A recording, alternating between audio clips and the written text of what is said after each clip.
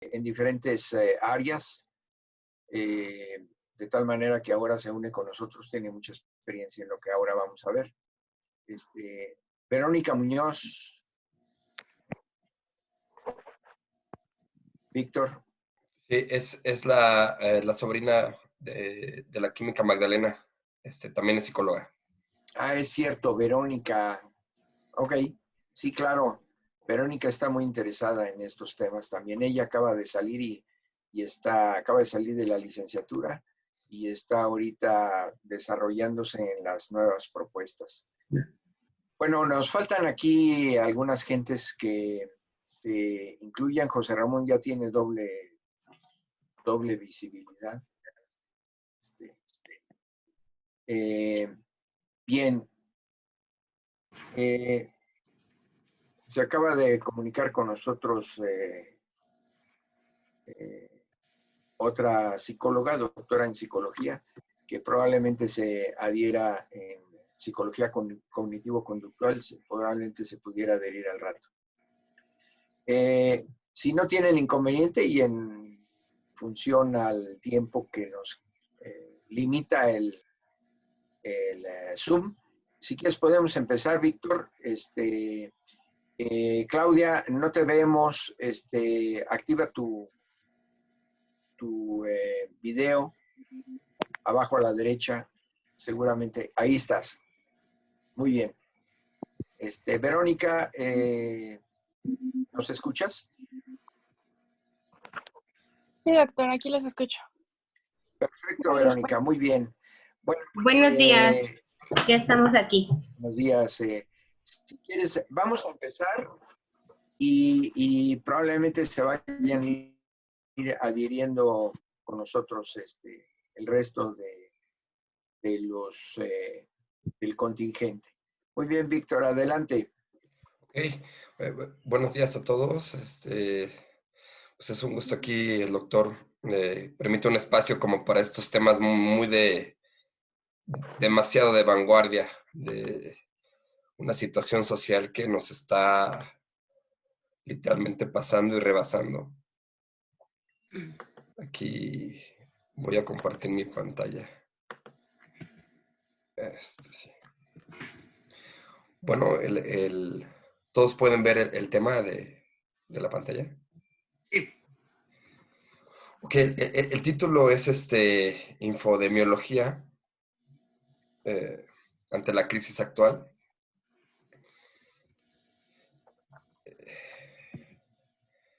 Aquí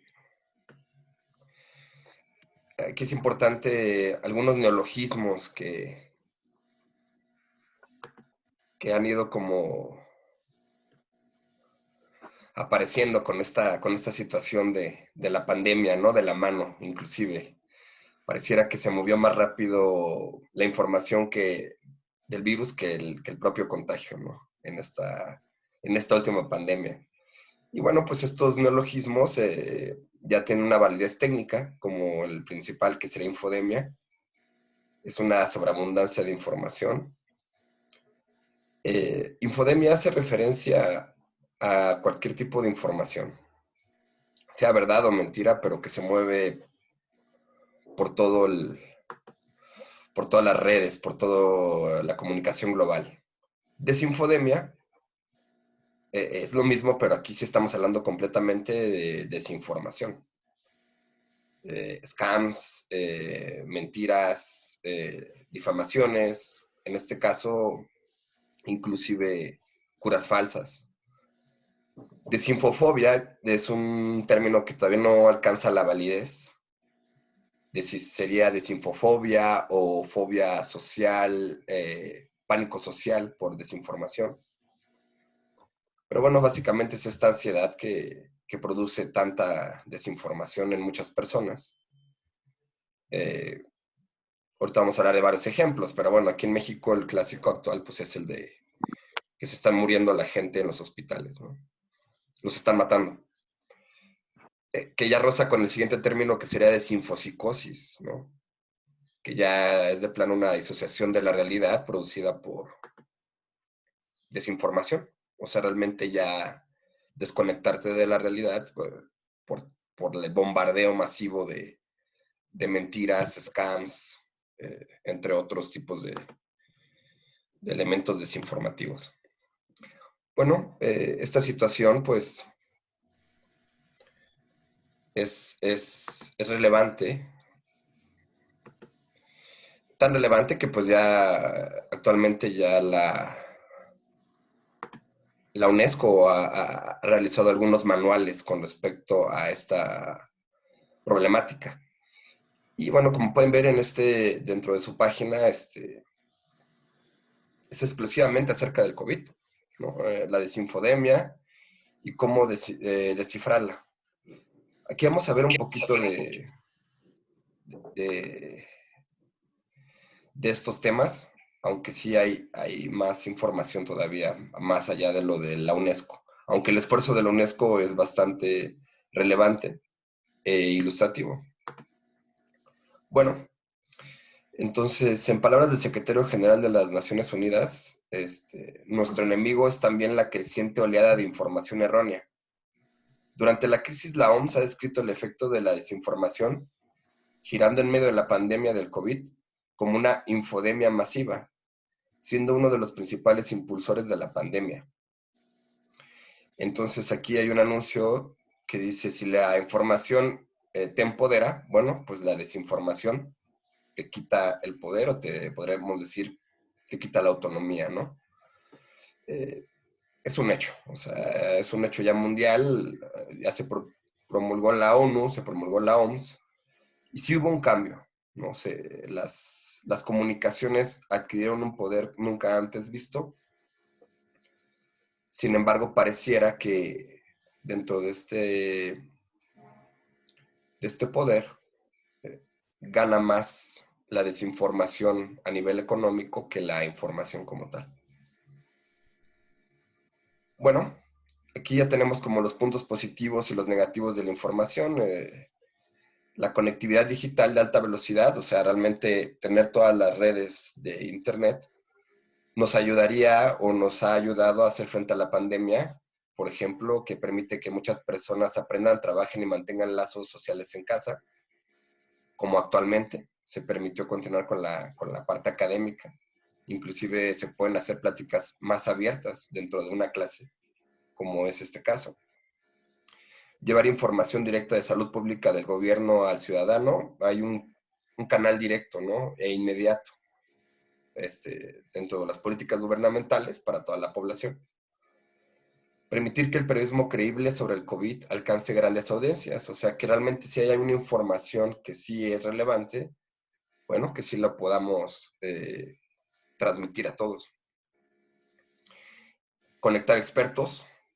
Actualmente, por ejemplo, como pueden ver, ya están saturadas las revistas científicas y ya está saturado los preprints. ReVX está completamente saturada de COVID. Entonces, la gente se está comunicando ya a un nivel antes del preprint para poder difundir los hallazgos, ¿no? Tal vez la más interesante que han escuchado, que sí es verídica, es de los monos rhesus que ya llevan un mes sin recontagiarse. Ese no es un artículo, todavía sigue a nivel de preprint. Pero bueno, está pasando en este momento y la información se está difundiendo. Y bueno, eso sería como por el lado positivo y las posibilidades de poder comunicarnos en tiempo real entre diversos científicos y políticos y la población. Ahora, por otro lado, pues el contenido falso e engañoso que se comparte y se produce viralmente, bueno, pues puede hacer que las personas recurran a falsas curas. Es un medio de instrumentalización para políticos, xenófobos, sexismo, estigmatización. Ahorita vamos a ver un poquito más de ejemplos.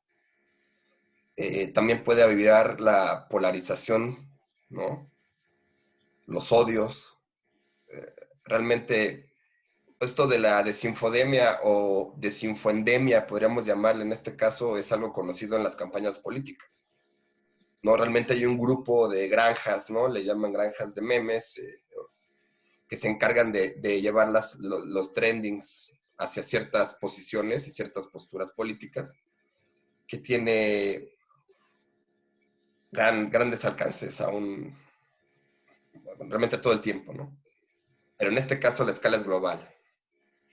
Y personas que no tenían como tal vez este interés, en este momento ya están envueltas. Eso es como que también otro punto importante, ¿no? Ya no puedes escapar de la información del COVID, ya no te puedes deslindar. A lo mejor puedes deslindarte de algún elemento político o geopolítico, pero el COVID ya está permeando todas las ramas sociales del entramado. Bueno, los periodistas y el personal médico que exponen desinformación son objetivos de ataques y alimentan la desinformación. Aquí hay un detalle. Ahorita vamos a ver. No solamente es la desinformación, sino también personas que pretenden ser otras para desinformar. O utilizar plataformas no sé, plataformas válidas para contribuir en esta desinformación. El debate siempre es válido, ¿no? Siempre hay un argumento. Y el contraargumento, ¿no? Pero aquí la cuestión de la desinformación es que uno de estos argumentos va a ser falso de antemano y se va a producir toda una situación, ¿no? Ahorita, por ejemplo, uno de los debates actuales es, hay un grupo de científicos que pareciera que es anti-vax, no creen que sirva la vacuna para el corona y dan argumentos serios por la cual no lo creen. Entonces, realmente los debates están abiertos, sin que sea desinformación. Y por último, bueno, hay algunas respuestas de la desinfodemia, disminuyen pues las ventajas. Aquí la situación es el gran debate acerca de la libertad de expresión versus la responsabilidad de lo que se informa.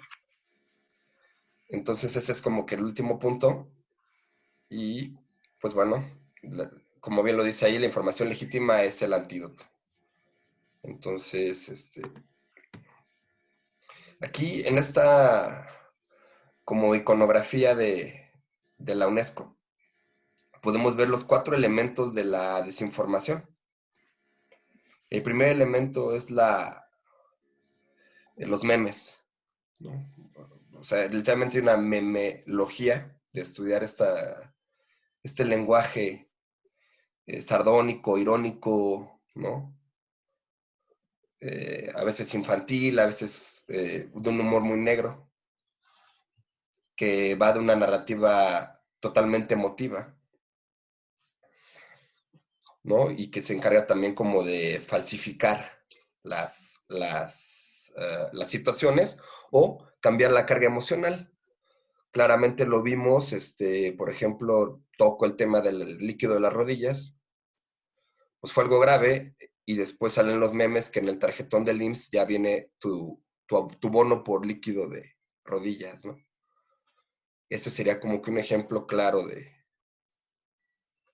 tanto de desinformación y de cambio de la carga emocional de la información. El segundo punto ya es literalmente una construcción, ¿no? Puede ser que realicen un website, puede ser que tomen autoridades. Ya ha habido ejemplos, como les digo, desde cuestiones políticas, que según esto, tal instancia menciona la renuncia del cargo de otro político y es un scam. Rápidamente, los pilotos japoneses lo que es un misil y lo que es un ovni. Entonces, para eso hay un protocolo que está empezando a ser diseminado entre sus fuerzas. El funcionario, que es el de la defensa, explicó que los pilotos de las fuerzas de autodefensa japonesas no han tenido... Igual puedes apagar tuyo, Víctor, los micrófonos de todos. se está filtrando el sonido. Esa posibilidad. Ese es un país que ve hasta allá, ¿no? Adelante, ¿no? El ministro japonés dice para la Víctor, estoy intentándolo. Que no cree en los... ¿es de tu origen? La razón por la Sí, cual en un momento ¿no? Dio a conocer videos de ovnis cuando se sabía de Japón, Estados Unidos, eso... ¿Cómo se apaga el pero la mantenían en secreto por la Para que no apague su micrófono. Ya lo estoy apagando. Disculpen, ¿eh? Ok, ya. Ahora sí. Bueno, entonces estábamos en esta parte sí, sí me escuchan. Perfectamente. Gracias. Bueno, estamos ya pasando el número 2. Bueno, sí se conoce, ¿no? Que realmente es crear un website y dar una noticia y aparentar que tu website es oficial y que la noticia es de alguien, de una figura pública, ¿no? Es algo que ya se conocía. El número 3, pues es imágenes fraudulentas o descontextualizadas, ¿no? Eso también es muy interesante y es muy común, se combinan como pueden ver, ¿no? O sea, realmente se combinan tanto el meme como la descontextualización, el fraude, e inclusive la usurpación de la identidad virtual, ¿no? O comunicativa. Y bueno, pues aquí como pueden ver en estos 3 elementos, lo más importante es como que la reacción emocional que provocan. Ese es el punto. La narrativa emocional es la clave que buscan estas posturas desinformativas. Y por último, pues el número 4, que inclusive tiene como la cara de Anonymous, que ya son campañas orquestadas por grupos y que ahí principalmente tienen un interés económico. Como menciona ahí el texto, inclusive hay posturas ultra radicales o nacionalistas o inclusive, ya depende el nivel, ¿no? Aquí, por ejemplo, dentro de estos grupos de desinformación, hay grandes esferas, ¿no? La esfera que menciona que todo fue orquestado por Rusia para la cuestión de China, y hay toda plataformas al respecto, ¿no? Y bueno, por ahí han entrado curas chinas, en teoría milagrosas, a todas partes, ¿no? Realmente esto permite cualquier tipo de circunstancia. O sea, esta red de comunicación, esta red de desinformación, vulnera a las personas y va dándoles elementos falsos con los cuales van, como ven, construyendo narrativas que son, por lo general, catastróficas. Ese sería como que el punto, es como muy amplificar lo catastrófico de la situación. Déjame Bueno, darte un ejemplo ahorita para hacer un paréntesis. Hoy en la mañana escuchamos que el día de ayer, después de que Angela Merkel había subido sus bonos en Alemania en los últimos 2 meses, como ningún otro presidente o titular de naciones, ayer se presentó un grupo antagónico, radicalista, que supone que este virus fue provocado por las potencias científicas y particularmente con fondos económicos que estaba comandado por la Fundación Bill Gates para la creación de vacuna y enriquecerse a partir de la creación de una vacuna para protegerse contra el coronavirus, como un ejemplo de hoy en la mañana. Y estaba Angela Merkel muy preocupada, no por su credibilidad, sino por esta situación de radicalistas en Alemania. Es un ejemplo a lo que tú acabas de decir. Adelante, Víctor. Gracias, doctor. Sí, totalmente se puede ver cómo combinan los elementos, ¿no? Es un grupo de desinformación que utiliza identidades usurpadas para mandar mensajes de todo tipo, ¿no? En este caso, con un interés claro de cura milagrosa, que sería otro punto que vamos a desarrollar un poco más. Bueno, estos son los tópicos principales de la desinformación en la pandemia actual o en la desinfodemia, que van de la mano. Número 1, ¿de dónde vino el virus? ese es el más clásico, que si es un laboratorio, que si fue un mono, que si fue el murciélago, ¿no? Realmente sí podremos decir que se desconoce a ciencia cierta hasta dónde se produjo el virus o hasta dónde fue mutando a nivel artificial. Sin embargo, aquí este es un punto clave para todas las otras teorías. Por ejemplo, vamos a tocar más adelante, pero adelante menciono el término las guerras híbridas y para meter efectivamente pues las curas milagrosas, ¿no? Si yo sé el virus es de laboratorio, pues por eso no les da a los políticos, ¿no? Ellos ya traen la vacuna. Nada más están sacando el dinero y es como toda esta red. Esa es una cadena muy interesante que se va retroalimentando conforme a la mentira, ¿no? Ahora, número 2, que, bueno, aquí ya entramos al plano político, sin que sea el número 7, porque el punto 7 es el político, ¿no? Pero bueno, en México efectivamente las cifras distan de expresar la realidad. Entonces sí, efectivamente hay una desinformación a nivel estadístico, epidemiológico, impresionante. O sea, eso ya se ha dicho por múltiples estudiosos del tema, ¿no? O sea, realmente sí hay un sesgo impresionante en el número 2. Bueno, pues el 4, me salté el 3, pero bueno, sería atacar entre los, ya sean reporteros, comunicólogos o figuras públicas. Ya hubo el caso, ¿no? Del ataque de TV Azteca a Gatell.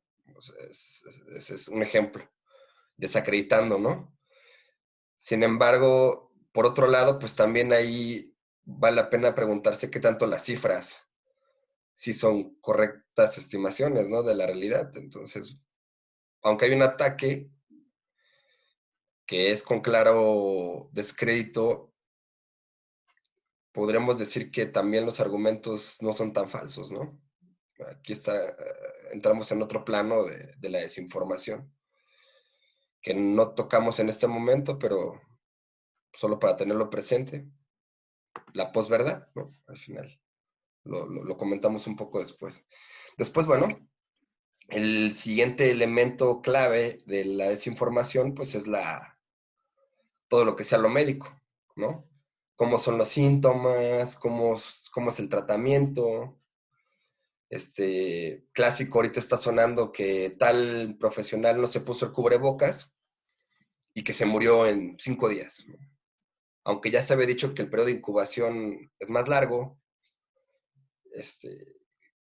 que realmente se desconoce si no usó o quién es ese profesional. ¿Me explico? O sea, realmente hay como esta campaña de seguir produciendo pánico social. Ni hablar de lo del líquido de las rodillas. Pero, por ejemplo, pues comentemos otros 2 casos más mundiales, ¿no? La orina de la vaca y el cloro. O sea, esos fueron desinformaciones que produjeron efectivamente daño en personas, ¿no? Ahora la pregunta sería, ¿estas personas realmente estaban en ansiedad o realmente sí ya habían llegado a un grado de psicosis para poder ingerir estos elementos? Esa sería una pregunta que dejaría abierta. Y bueno, el número 6, ya saben, los supuestos impactos en la sociedad y en el medio ambiente. Aquí mencionan que hubo como una noticia falsa de que había delfines en Venecia, ¿no? Porque ya la Tierra se estaba reparando y cosas de este tipo, ¿no?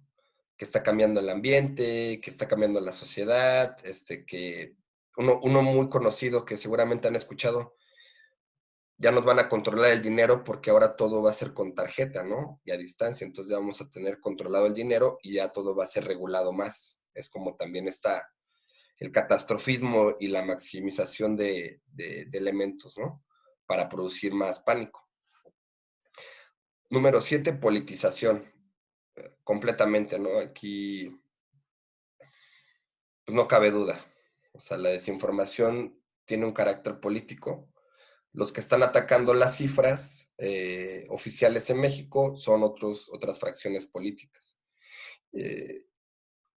Claro, también con científicos. Sin embargo, hay un interés. No hay una aproximación científica por el hecho de algún valor, o sea, ético, sino es simplemente por intereses políticos. Esto sí es claro, ¿no? En nuestro país. Bueno, el 8, para obtener dinero, ¿no? Aquí, efectivamente, cualquier cura milagrosa ha sonado. Las que van en vanguardia, pues obviamente son los remedios naturistas, la homeopatía, amuletos, ¿no? Entonces, ahorita el tópico más importante es la cura milagrosa, realmente, ¿no? Y la vacuna, y bueno, también hay un gran auge ahorita en los screening test. Entonces, bueno, pues aquí yo diría que realmente todo gira mucho en torno al 8, ¿no? Y bueno, el 9. Utilizar celebridades, utilizar figuras importantes para poder dirigir la información o dirigir la opinión pública. O también dar una apariencia de que toda la población está en el mismo nivel, aunque claramente eso es falso, ¿no? No va a ser el mismo tratamiento bueno, no fue el mismo tratamiento el que tuvo Oscar Chávez al que tuvo una persona vagabunda recientemente encontrada en la calle muerta por COVID. O sea, no es lo mismo. No hay forma, aunque se compara de este punto la desinformación y caemos en este rango ya de la posverdad, ¿no? O sea, realmente se empieza como a complicar cuando los elementos se juntan. Y bueno, pues esta sería la parte de lo que dice la UNESCO.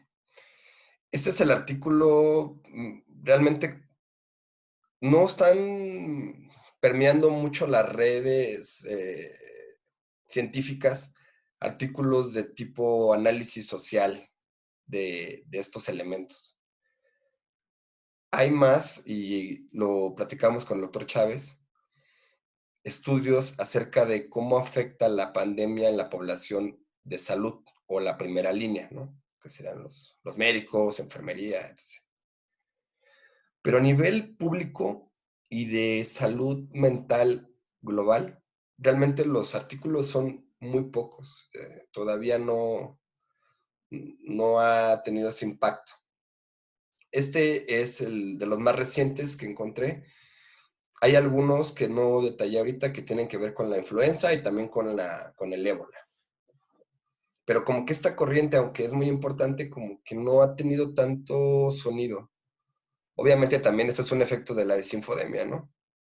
Se pierden las informaciones verídicas dentro de un mar de desinformación. En este artículo, ellos hablan en primer punto de la infodemia, la psicología de masas y las reacciones de pánico producidas por el COVID. Realmente este artículo tiene una estructura narrativa y sí se empieza a hablar como de estas cuestiones, ¿no? De cómo los mitos, de los conceptos que ahorita les mencionaba, que es más de psicología social, ¿no? De sinfofobia, de sinfopsicosis. Ahora, de psicología individual, sí hay la ansiedad por COVID, ¿no? Que sería como un subtipo de la ansiedad por enfermedad, sin tener la enfermedad, ¿no? O sea, tengo mucho miedo al que me dé el COVID y no puedo hacer nada, o sea, estoy paralizado. Ese sí existe. Pero a nivel social están apareciendo estos nuevos elementos. ¿no? Que se potencializan con el yo colectivo. Entonces, como que esa parte va por ahí. El segundo punto que ellos empiezan a desarrollar es la dietrología, que sería el estudio de lo que está detrás o de la verdad. La dietrología siempre ha existido, siempre se ha buscado qué hay como detrás de las cosas, ¿no? Desde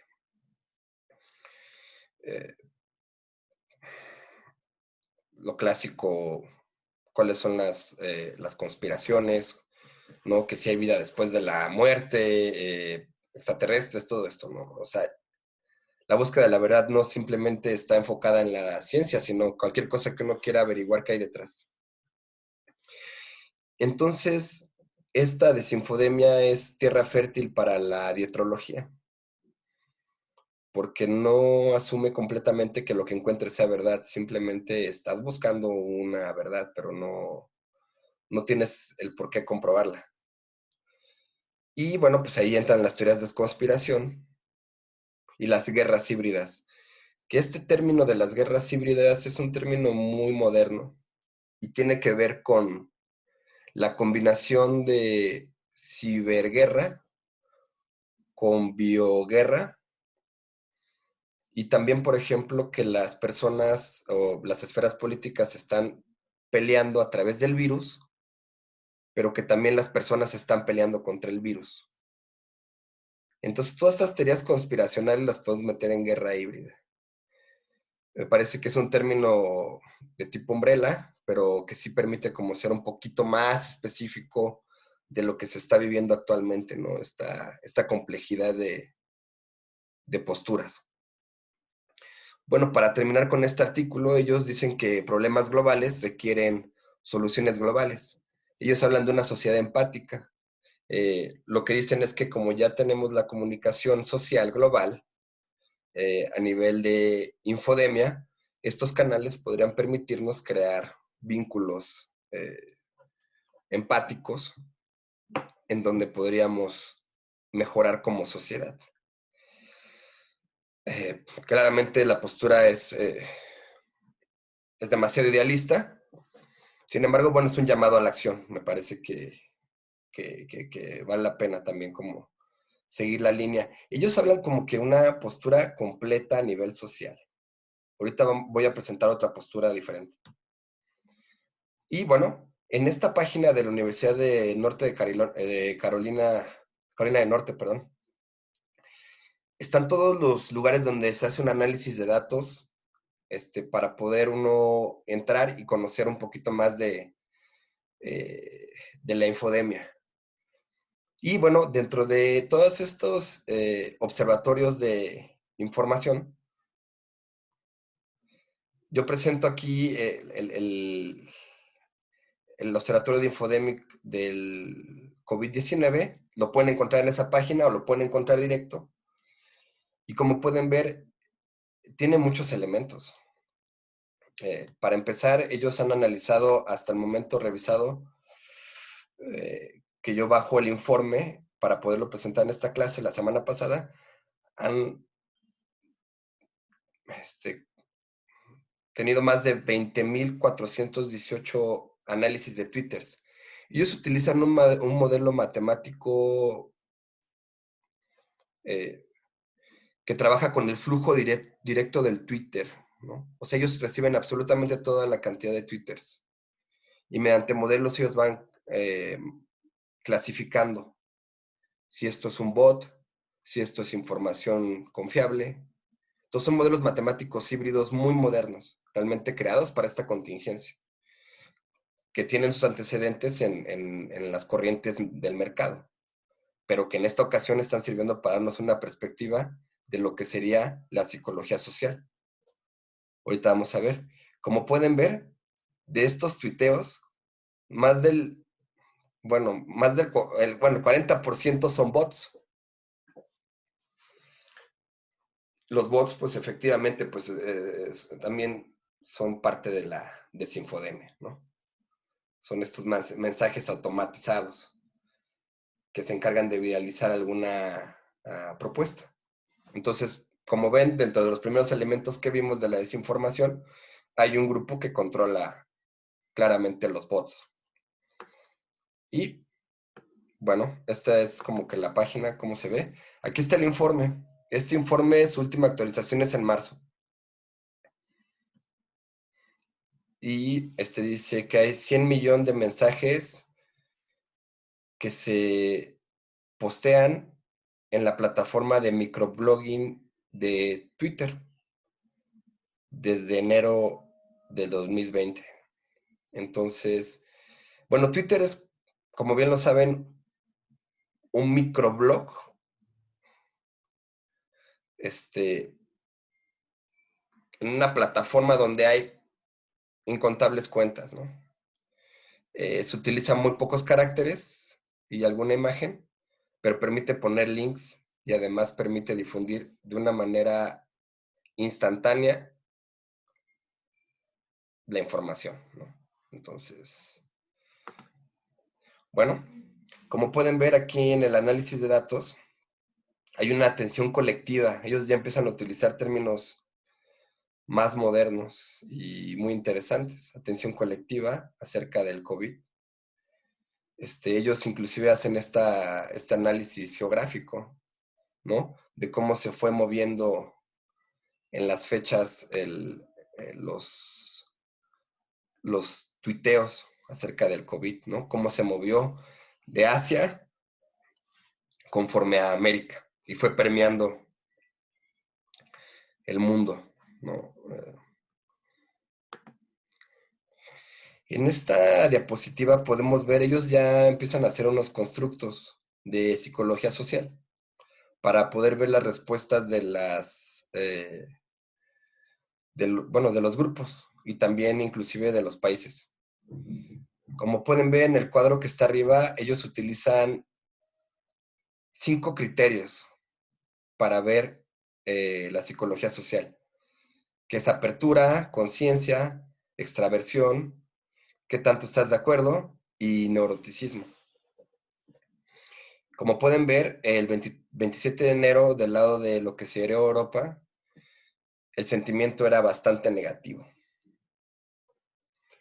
Y para el 24 de febrero, en lo que es Estados Unidos, el sentimiento es bastante neurótico.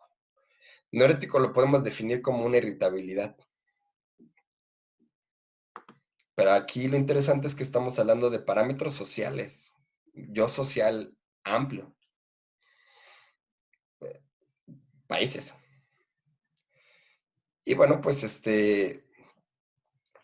como pueden ver, hay unos acrónimos que están abajo. Ellos hablan que la psicología de masas es un fenómeno social complejo,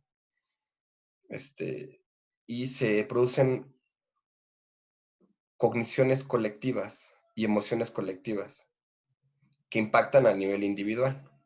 O sea, es una psicología social. Ellos tienen este acrónimo que es BAD, que describe qué tanto sentimos el control de la situación.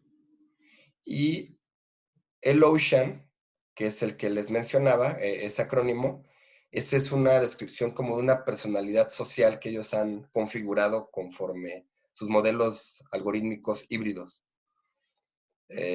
Muy interesante. Obviamente falta desarrollar más estos constructos, pero sí permite ver qué lugares tienen, como pueden ver, más ansiedad, más irritabilidad, o que están más abiertos a las opciones.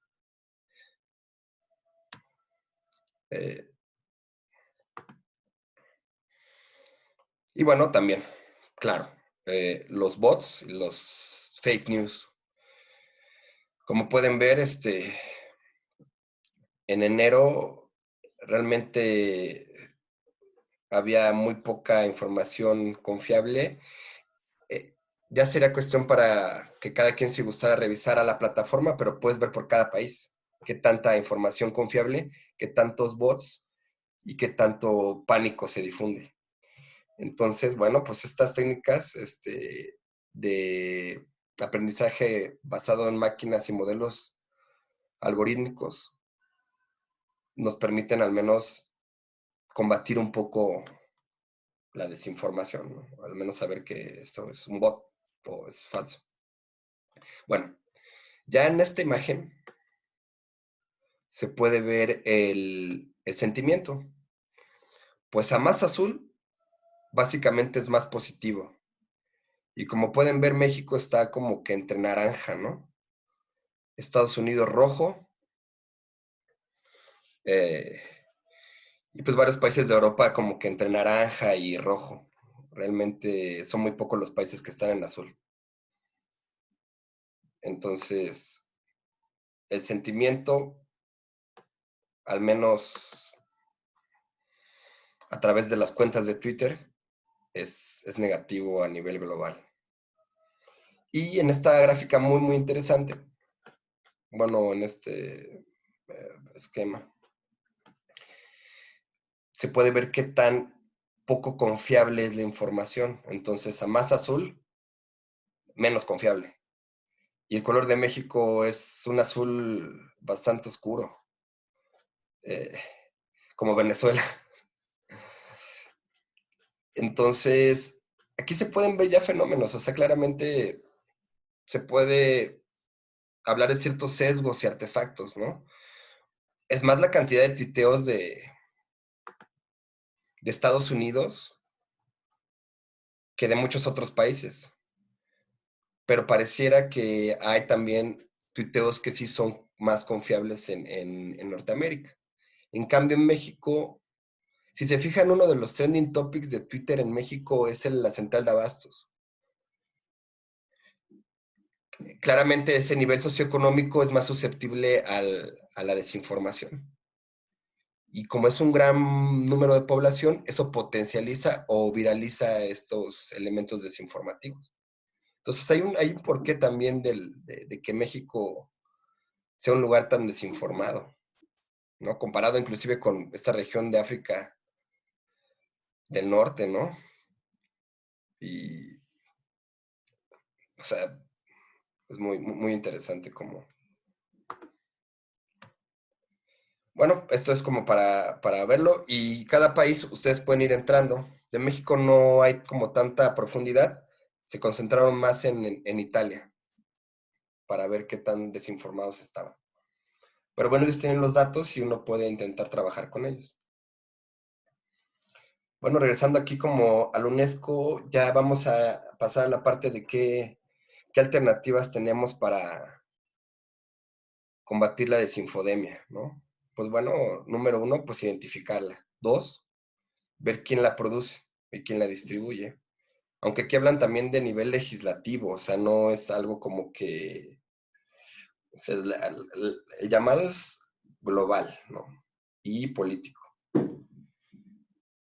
¿Quién la distribuye? Como ven en el 3.3, ¿no? Establecer procesos de curación. En el observatorio de desinfodemia, ellos tienen procesos de curación bastante interesantes, no tan estrictos, ¿no? Porque es demasiada la cantidad de información. Sin embargo, sí se pueden establecer ciertos filtros, ¿no? Que es un llamado de la UNESCO. Y bueno, pues obviamente también apoyar a la población susceptible. O sea, realmente sí se puede identificar quiénes son los estratos sociales que son más influenciables por la desinfodemia.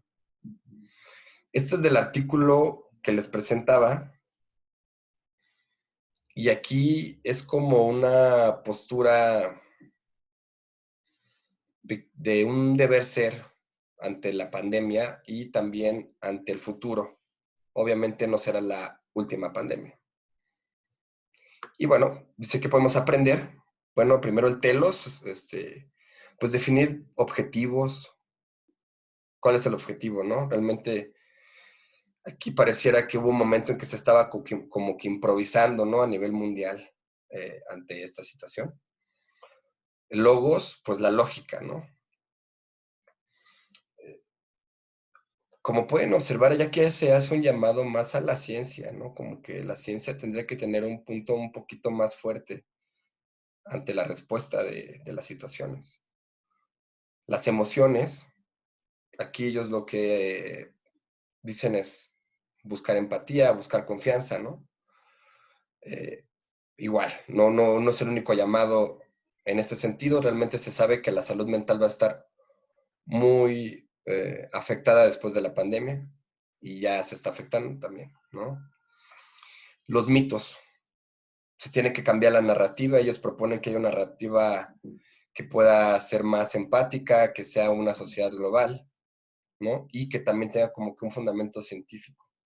Como que dicen que es el momento para cambiar un poquito más, de pasar de las tradiciones y culturas locales a una postura más amplia que esté como hasta cierto punto dirigida por la coherencia de los hallazgos científicos, ¿no? Y bueno, totalmente el ethos, ¿no? Buscar que se difundan las virtudes y los valores, pero estamos hablando de universales, ¿no? Como un poquito más kantiano el enfoque. Sin embargo, bueno, estas son las propuestas que ellos dan. Ya para ir cerrando la exposición, aquí solamente les presento este cuadro muy reciente de un llamado a la acción para la salud mental. Y hay varios puntos, desde qué se tiene que hacer como protocolos para proteger a la gente que está en la primera línea, protocolos para gente específica. No, esto es en el Reino Unido, que también le pegó bastante. Y bueno, dentro de uno de estos protocolos, como pueden ver, está señalado con rojo, pues qué hacemos con el consumo mediático, ¿no? Y bueno, pues primero hay que entender qué está pasando, bueno, estos espacios, gracias pues bueno, aquí al doctor Chávez y a la colaboración de todos, son los espacios de discusión para entender este fenómeno.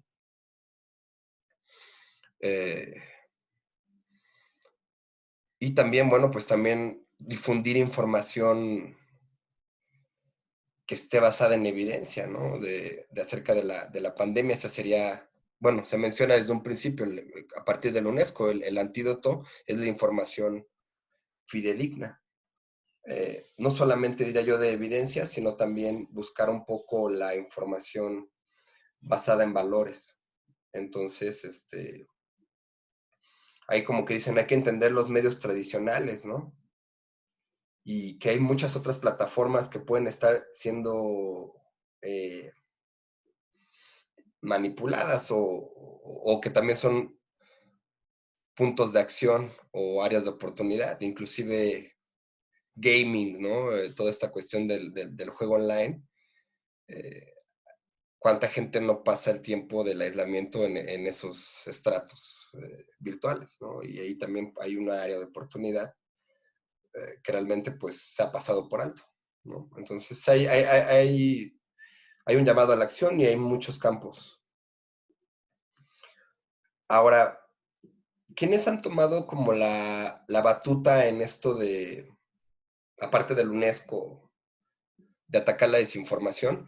Pues bueno, la OMS tiene su página de Mythbusters, donde ahí puede ver uno de una manera muy gráfica o, bueno, con iconografías sencillas, que sí, que no. Y hay de todo tipo de mitos. Estos mitos ellos los obtienen a partir de su cuenta de Twitter, donde les preguntan o lo que sea, y de ahí fueron sacando los mitos más comunes, como por ejemplo si el alcohol puede ayudar a que no te dé coronavirus, ¿no? Y ellos lo desmienten, que si el sol también te puede disminuir el riesgo del coronavirus, también lo desmienten, y etc. Entonces, bueno, aquí hay un ejemplo. En México, el TEC de Monterrey abre una plataforma de mythbusting, amigable bastante, pero que ya viéndolo un poquito más a fondo, realmente son los mismos mitos de la página de la WHO. Entonces, bueno, aquí también yo veo otra redacción, ¿no? Se puede intentar ampliar esta cacería de mitos, ¿no? Actualizada, ¿no?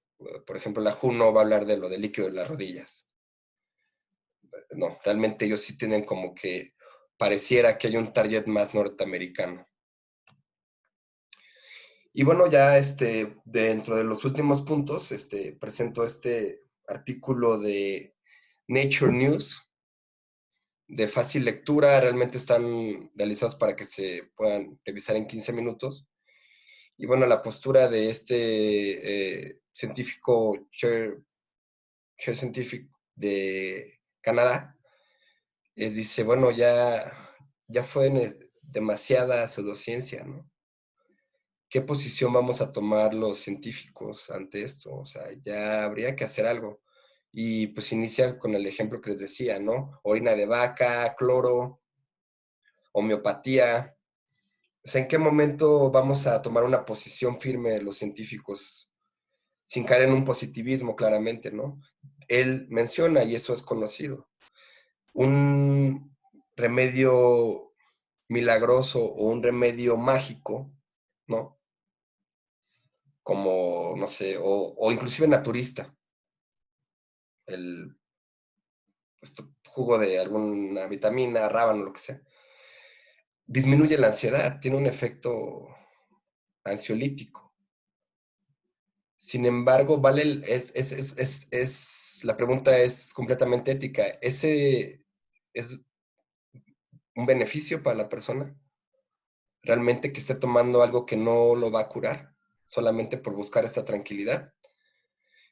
Ese es como que el punto. Y la respuesta que da es que tenemos que establecer comunicaciones entre tanto científicos como entre la población.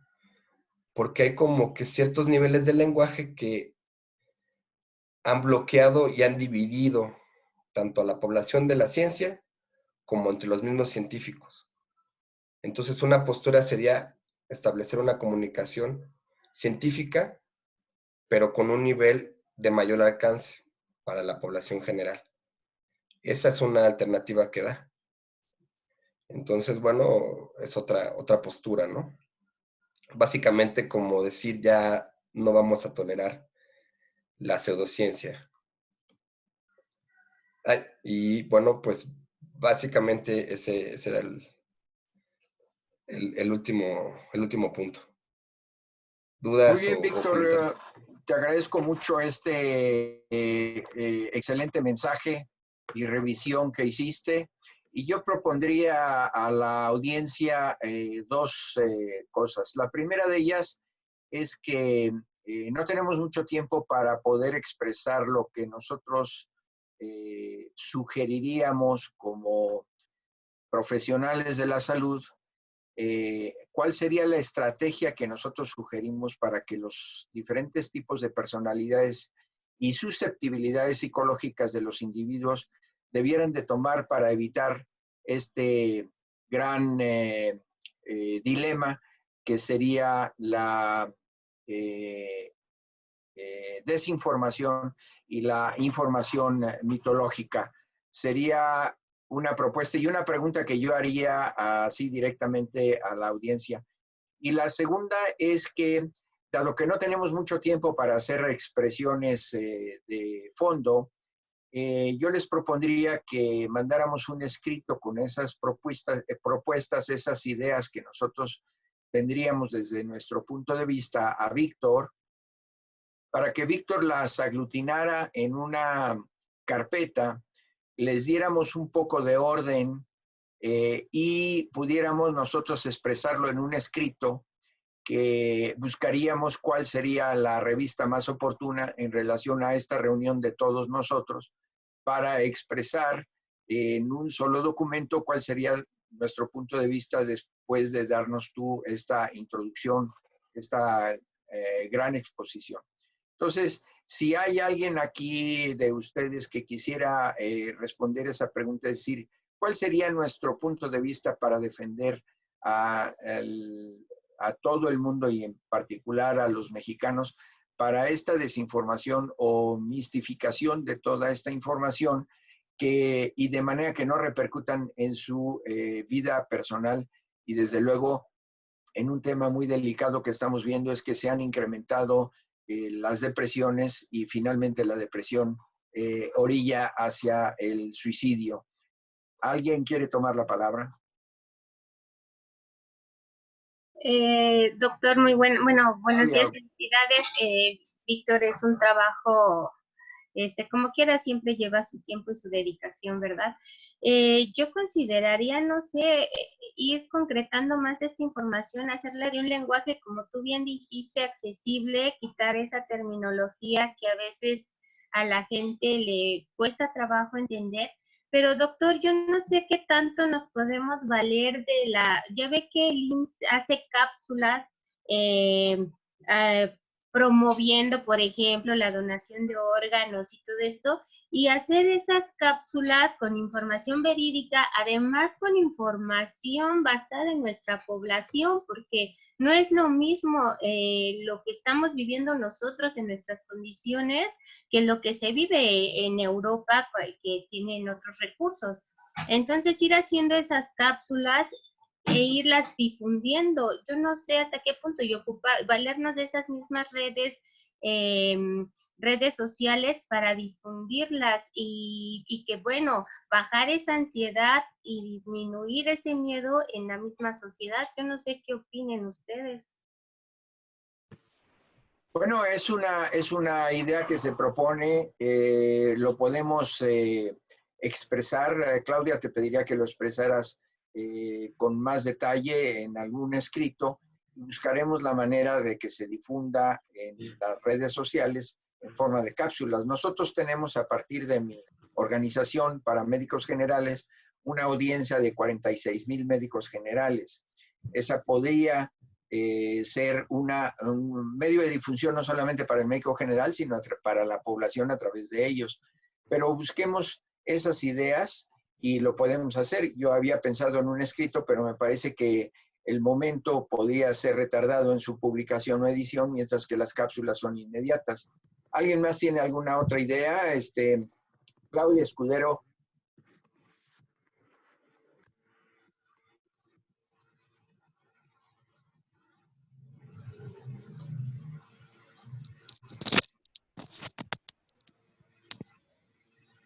Hola. ¿Ahí se escucha? Creo que sí. Te oímos bien. Gracias. Pues creo que la importancia está en la inmediatez que se pueda tomar de esta situación. Como decía ahorita la colega, esparcir estas cápsulas, pero también fijarnos en el lenguaje. ¿A quién le vamos a hablar? ¿Qué vamos a decir? Y que ese mensaje pueda contrarrestar de alguna forma lo que ellos están tomando a partir de esta situación. Eso se me hace como el sustento, el contenido, vaya. Muy bien, si puedes mandarle a Víctor más explayado tu idea para que la desarrollemos y junto con la de Claudia Arriola podamos concretar un poco más la propuesta. ¿Alguien más gusta tomar alguna idea, alguna palabra? Hola, doctor. Soy David. Buen día. Sí, David, no te vemos, pero te escuchamos. Sí. Felicidades, Víctor. Estuvo muy útil tu exposición. Creo que es un asunto que olvidamos mucho porque somos parte de la comunidad, creo yo, científica. A mí me parecería, de todo lo que hablaste, yo creo que cada parte puede ser retomada sistemáticamente. Yo, por ejemplo, podría, ahorita escribí 4 enfoques. Por ejemplo, el primero sería un enfoque tecnológico, es decir, se ha comentado mucho de que hay un vacío respecto a la transparencia de las redes sociales, respecto a cómo se genera la información, sobre todo en cuanto a bots. Yo pienso que sí ha habido propuestas para que sea transparente qué tanto se usan bots, quiénes los está usando, cómo se están usando. Yo pienso que parte de las propuestas para la desinformación deberían atacar ese tipo de mecanismos que son fácilmente detectables. Si existiese voluntad política y de compañías que se dedican a la tecnología. Otro aspecto podría ser el enfoque político, donde pienso que muchas de las personas que desinforman tienen intereses políticos. Entonces, yo pienso que hay un vacío legal respecto a eso, pero una de las formas en que se podría controlar podría ser el enfoque de funcionario público. Todos los que estamos siendo parte del gobierno, pues somos funcionarios públicos y en la ley debería estar una cierta forma de que si alguien está francamente desinformando, pues tenga alguna responsabilidad legal por ser funcionario público. Es decir, si inventa una información falsa y es franco, yo creo que es un vacío legal que se debería cubrir. ¿Y a qué me refiero con esto? Bueno, hay senadores, hay diputados, hay gente que es parte, está siendo pagada por el gobierno y que pudiera entrar en un ajuste en base a que es funcionario público. Otro aspecto sería, por ejemplo, formar una fiscalía de información o una subunidad en la cual se puede evaluar cuando hay una tendencia que esté generando pues algún desequilibrio emocional o de desinformación, de forma que se pueda encontrar quién lo hizo, cómo se hizo y si tiene o no alguna responsabilidad en base a que sea funcionario público. Desde el enfoque científico yo pienso que sí nos hace falta más entrada porque somos científicos. Ese concepto que mencionó Víctor de que hay lugares donde hay Mythbusters que hizo la OMS o la ONU, yo pienso que en México se podría reproducir. Muchos de las personas que desinforman son gente que son figuras públicas y si se les expone y se les casa, se les, eh, se les expone de tal forma que su capacidad de ser influencers también cae. Entonces yo creo que ese enfoque de Mythbusters en México pues debería ser retomado. Y esos Mythbusters yo creo que deberían ser personas asociadas a las universidades, es decir, científicos, personas que sean parte del Sistema Nacional de Investigadores, pudieran, y que sean voluntarios, claro, pudieran tener participación en las redes sociales y tener una cierta certificación, así como todos los sistemas tecnológicos como Instagram, como Facebook, generan una certificación para la identidad digital de las personas. Por ejemplo, si son artistas y es su cuenta oficial, les generan una identificación. Yo pienso que a los investigadores, a los que las universidades consideran top, gente crítica y formada, deberían generárseles ese tipo de identidades para que cuando interactúen en redes sociales, la gente identifique, este es un científico, y entonces pueda ser controlada la desinformación por participación directa de los científicos. Otro enfoque podría ser el enfoque de atención psicológica. Por ejemplo, que ese enfoque que dijo Víctor de Ocean, que haya un organismo psicológico, psiquiátrico en México que esté generando un estudio. Yo creo que se podría usar ya la red que ya comentó Víctor, que también incluye a México y que pueda encontrar tendencias con el objetivo de generar una recomendación de que los mexicanos atendamos, por ejemplo, una tendencia neurótica en un cierto tema y nos dediquemos a contrarrestarla una vez que se identificó. Yo conozco muchas personas, yo creo que todos conocemos personas durante esta pandemia que están sintiendo ansiedad, que están sintiendo sentimientos negativos y que de cierta forma estamos muy desordenados respecto al análisis de esas tendencias. Yo pienso que el enfoque que comentó Víctor pudiera ser pues traspolado a México con una organización de psicólogos y psiquiátricas dependientes del gobierno que pueda generar recomendaciones al respecto para que como sociedad nos movamos en contra de ese tipo de sentimientos negativos. De acuerdo, David. Mándale por favor a Víctor esta idea plasmada para que organicemos los comentarios de ustedes y nos demos a la tarea de difundirlo. ¿Alguien más tiene alguna idea, algún comentario? Yo quiero comentar conforme a lo que menciona David. Totalmente de acuerdo con los puntos que va marcando. Aquí, dentro de esta búsqueda para la exposición, salen unos temas que son, bueno, que no traje, pero que sí están identificados, ¿no? La parte de la politización. Y hay esferas de poder, o sea, sí ciertos rangos donde una postura informativa puede caer en un círculo, incluso en México, inclusive peligroso. Por ejemplo, hay dos temas clave. Uno es el desabasto de efedrina para la creación de cristal. Venía de China. Hay un movimiento con todo este mundo del narco al respecto, ¿no? Y ellos también están participando en varios puntos de desinformación. Otro punto clave también, ¿no? De población desplazada y población target. Toda la parte de sexo servicio y trata de blanca, ¿no? Que está conectado. Una vez que se detiene el negocio del cristal, parece ser que empiezan a cambiar a la trata de blanca. Entonces, hay ciertos elementos también de desinformación y poblaciones muy importantes que, o sea, esa es como una de las ideas, que tal vez dentro del plano de la cacería de mitos a lo mejor no sería muy, bueno, realmente sería riesgoso atacar esos mitos. Eso es una que quería comentar. O sea, ¿qué tanto evitar la politización, ¿no? De una postura desmitificante. Eso es lo que quería comentar. O sea, que habría que estar pendiente de ese detalle, ¿no? Porque aquí en México hay muchos intereses en la desinformación.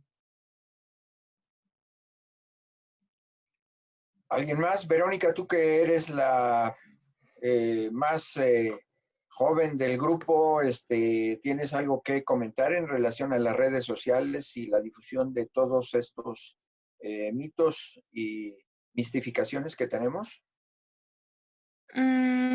Pues no mucho en realidad. Me parece que las propuestas que han hecho las personas que están aquí presentes han sido muy interesantes. La verdad, yo me enfocaría más en, pues, el sector de la población que en realidad no le importa si la información viene de científicos o no, porque estamos hablando que, al menos yo creo, que la desinformación que se ha dado y, por ejemplo, los memes que se comparten y toda la información que viene de redes sociales, pues muchas veces las personas no se preocupan de, pues, ver la fuente, ¿no? O al menos yo que, por ejemplo, yo en mis prácticas dábamos terapia en el sector que es Nezahualcóyotl. La población que hay ahí, pues muchas veces tiene una educación básica o mínima o sin educación. Entonces considero que las redes sociales son como una fuente de información masiva donde todos tienen acceso y donde la mayor parte de las personas termina creyendo lo primero que lee. Entonces, me parece interesante las cápsulas que están diciendo y todo eso, pero yo buscaría, al menos a mi corta edad y experiencia, buscaría intentar hacer que la información llegara, no sé, con un mayor impacto a ese tipo de personas, que pues no están buscando que sea el mayor científico o que, pues no sé, en realidad no sé cómo hacerlo, pero creo que sería algo interesante de buscar. Ok, tomamos tus ideas. Igualmente, si quieres, por favor, le envías a Víctor por escrito lo que tú piensas y lo podemos también desmembrar y entender para el grupo. ¿Alguien más tiene algún comentario? Yo del respecto al comentario que dice Verónica, creo que sí es bastante importante por los grupos de edad. Digamos, el grupo de edad de 20 años para abajo utiliza otro tipo de plataformas como TikTok. eh, y el grupo de Twitter es como que el grupo ahorita de edad laboral. Entonces, sí, probablemente, como digamos, si se establecía la medida de mythbusting, utilizando Twitter, se cubriría cierto rango de la población, efectivamente, no es otro rango, a lo mejor con menos nivel sociocultural o menor edad. Y ahí sí se empieza a dificultar, ¿no? Tal vez se necesita el apoyo inclusive de tal vez de figuras públicas, ¿no? De influencers, ¿no?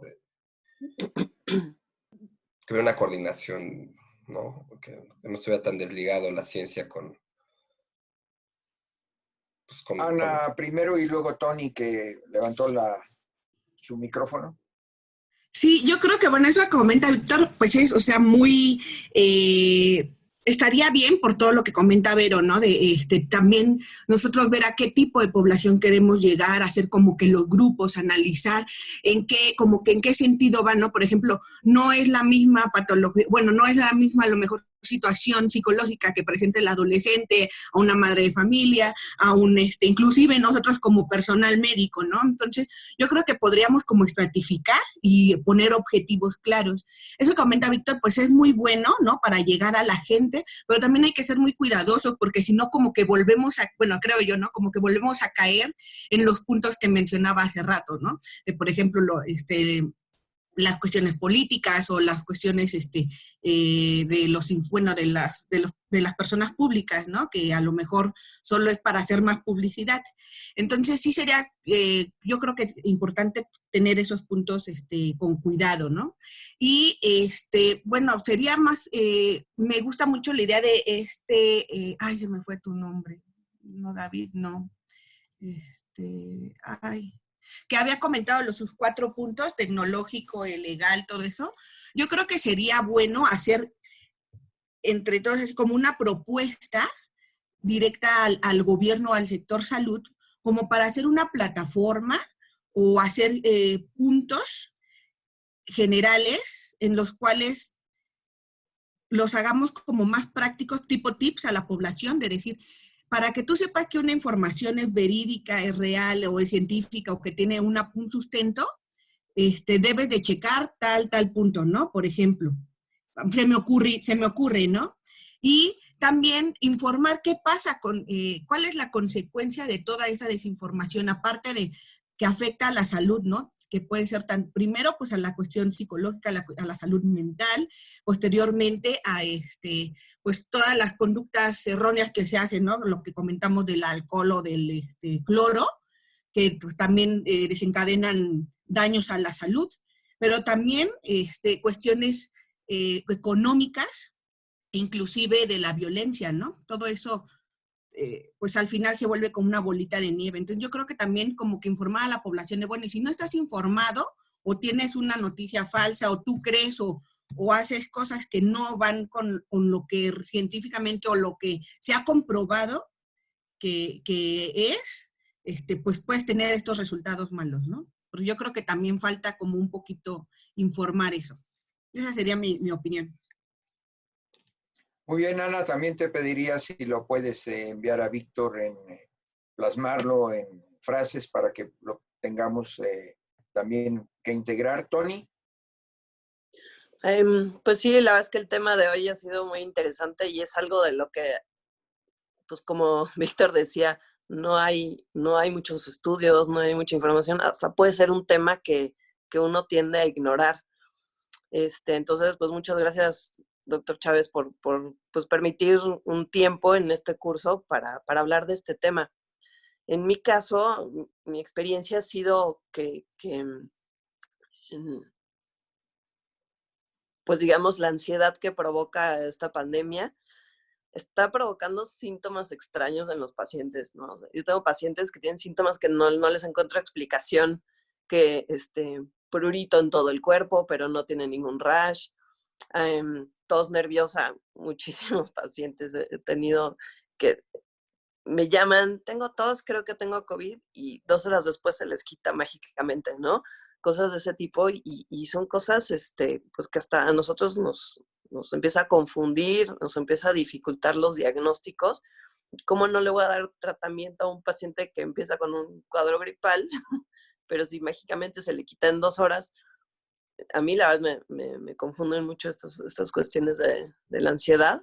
No sé si ustedes han tenido experiencias similares y sobre todo al momento de querer dar un tratamiento, pues también pues se limita, ¿no? No le puedo dar un ansiolítico a cualquier paciente. De acuerdo, muchas gracias. Es un comentario también muy, muy importante y efectivamente todos hemos tenido pacientes que nos refieren sintomatología o somatizaciones que pudieran estar relacionadas a temas de ansiedad. Eso había que considerarlo, Víctor. ¿Alguna otra idea, algún otro comentario, Víctor? Adelante. Yo quería comentar conforme a la parte psicológica y psiquiátrica que menciona Tony, sí, efectivamente hay una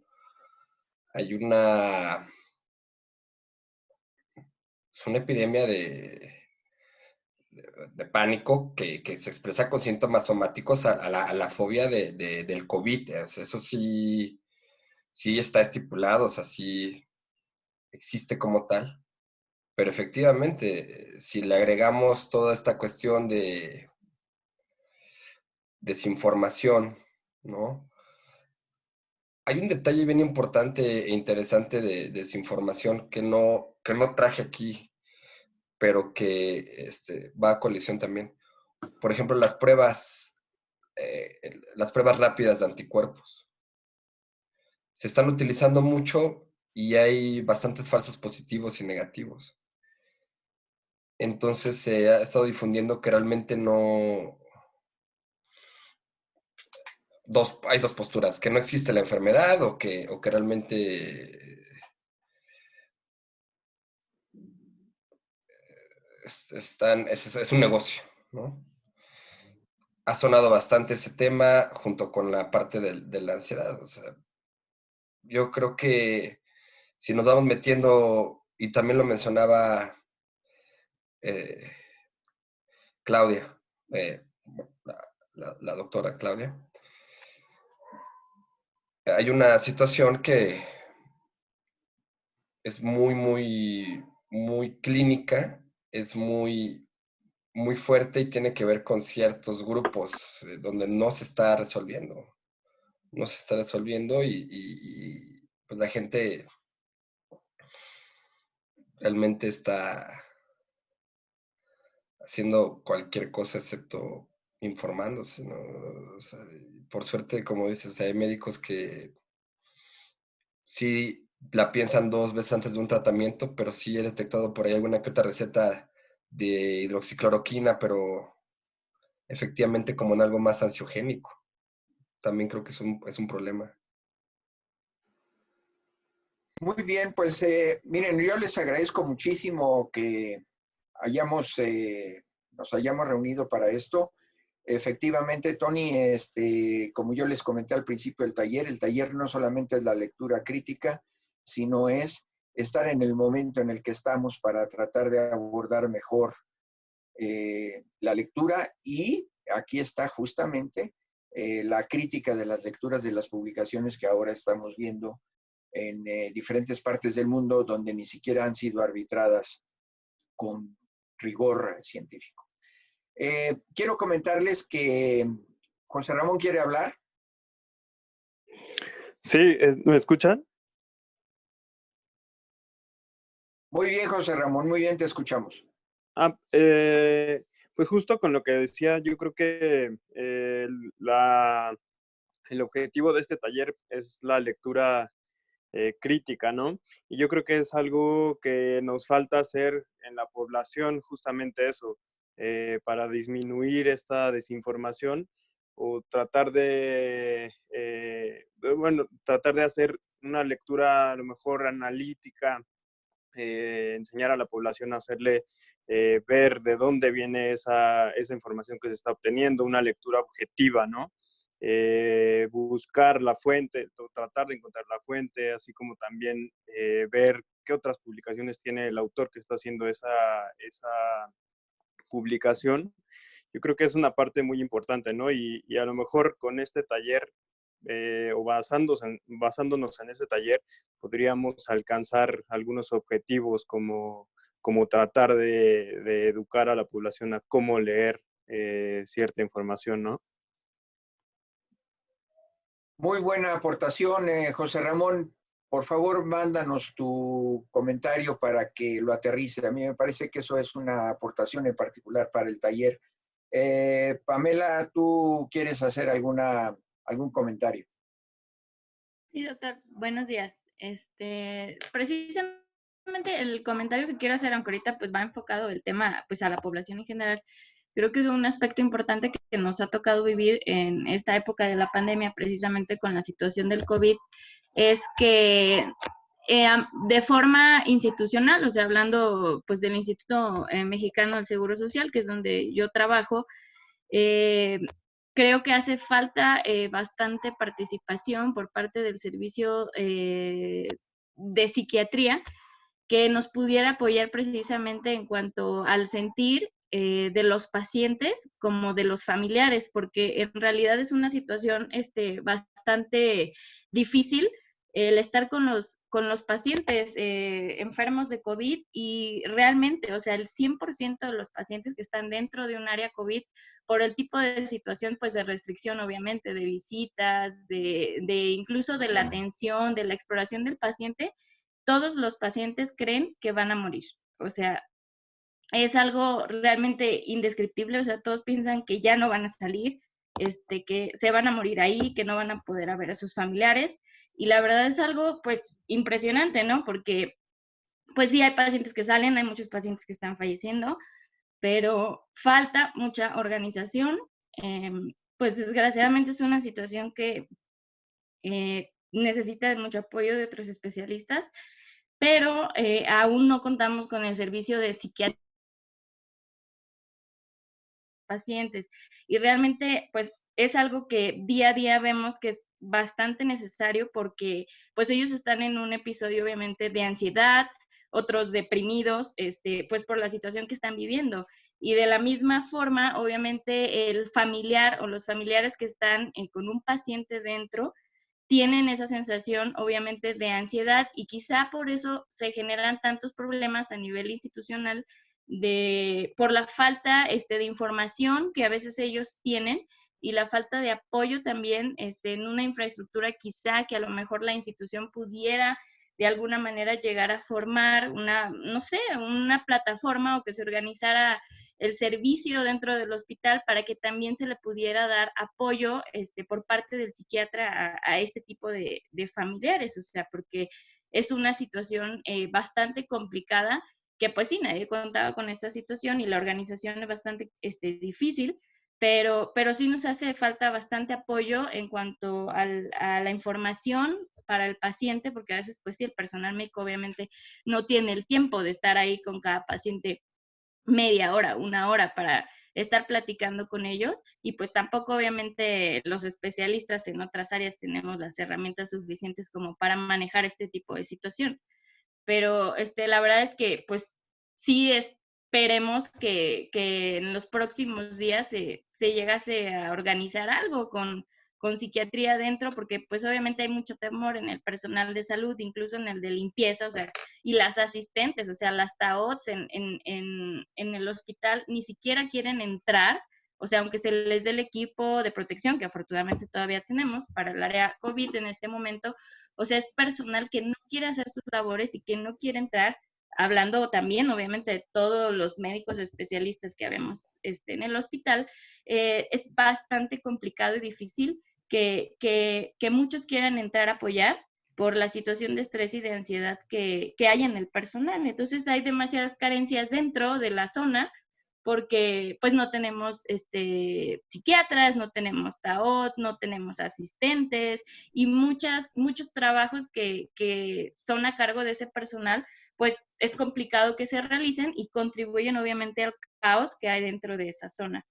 Entonces, pues yo espero que el instituto pueda organizar de alguna forma a que este tipo de terapia o de ayuda se le pueda dar principalmente aparte del personal médico y del personal que está dentro del hospital de las diferentes áreas que ya están en centro médico impartiendo, acaban de empezar a hacer talleres precisamente para el personal, pero que también no se olviden de los familiares, porque también eso crea bastante problema y bastante pues quejas y agresiones y decisiones malas sobre los pacientes infectados, porque ya hemos tenido casos de que se les dice al familiar, pues va a entrar al área COVID porque es sospechoso y se arma un problemón fuera del hospital porque se quieren llevar a su paciente porque pues se va a morir, ¿no? O sea, lo vamos a matar. Entonces, o sea, es un problema día a día bastante fuerte y pues que muy probablemente contribuye mucho a esta falta de importancia a la atención de la ansiedad y depresión en las diferentes áreas y personal, familiares y pacientes que tenemos ahorita con la pandemia. Muchas gracias por tu comentario muy valioso, Víctor. Yo que era, justamente, recientemente el doctor Favila ya estableció una convocatoria para que haya grupos de intervención, tanto derechohabientes como personal. Pero esto es reciente, acaba de regresar, ve que les dieron estas 3 semanas. Ahora, lo que dice Pamela es muy, muy importante. Se abrió la convocatoria para los residentes de quien quiera participar en el Covitario de tercer y cuarto año. Y de nosotros somos, de tercer y cuarto año somos 30 y tantos.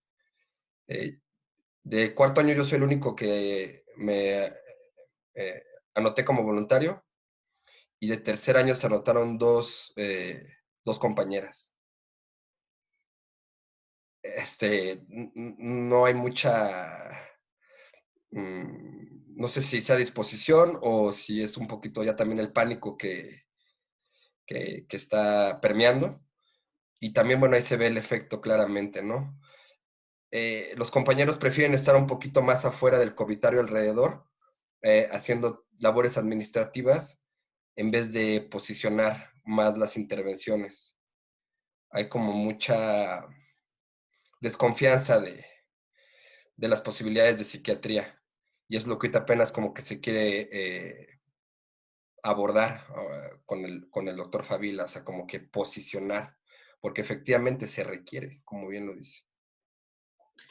Ana Pamela, bueno, a todos les haré el siguiente comentario. Efectivamente, lo que dice Pamela tiene razón, pero no es exclusivo de nuestro país. Esto se ha ya vertido en diferentes países donde toda la atención médica se ha volcado hacia el COVID.